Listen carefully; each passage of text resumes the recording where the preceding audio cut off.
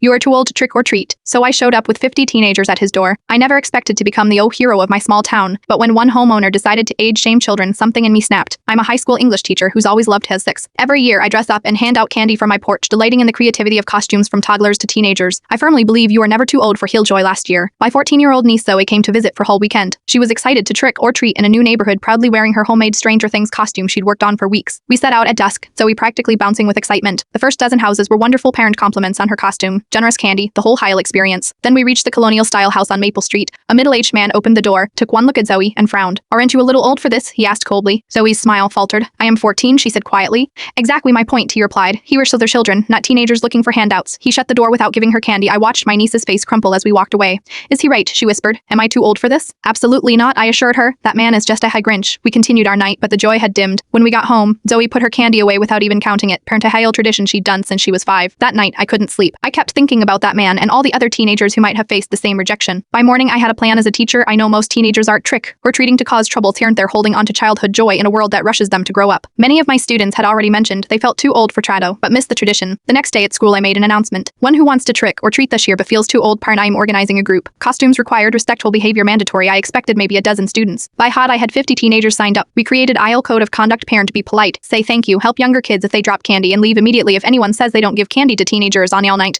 We met at the school. The costumes were incredible. Parent, many students had spent weeks creating elaborate outfits, knowing they'd have safety in numbers against age shaming. We trick or treated through the neighborhood, and something magical happened. Most Tomater were delighted to see teenagers putting in effort rather than causing trouble. Several commented it was refreshing to see older kids still embracing the fun of our out. And then around 8 p.m. we reached the Colonial House on Maple Street. I had strategically saved this house for when our entire group was together. 50 teenagers in amazing costumes lined up respectfully on his walkway. The man opened his door and froze. His eyes widened as he took in the massive group of polite teenagers, all saying trick or treat in unison. "What is this?" he asked, looking directly at me. "This is Heil," I replied calmly. "These students heard some people think they're too old to trick or treat, so they wanted to show that joy doesn't have an age limit." He looked at the crowd of hopeful faces. A girl near the front spoke up. "I made my costume myself. It took 3 weeks." Another boy added, "My little brother is sick this year, so I am collecting candy for both of us." For a moment, I thought the man might close his door. Instead, he disappeared inside. When he returned, he was carrying 3 giant bowls of premium candy. "I guess I've been thinking about this all wrong," he said, offering the bowls. "Sin should be about joy at any age." As the teenagers thanked him and moved on, he caught my eye. "Exam time next year?" he asked with a small smile. "This IO, we already have 65 teenagers signed up for our group, and the man in the Colonial House. He emailed me last week asking if his house could be the first stop this year. Parties preparing special treat bags for every teenager who comes. Sometimes changing someone's mind just requires showing them what joy looks like when it's multiplied by 50.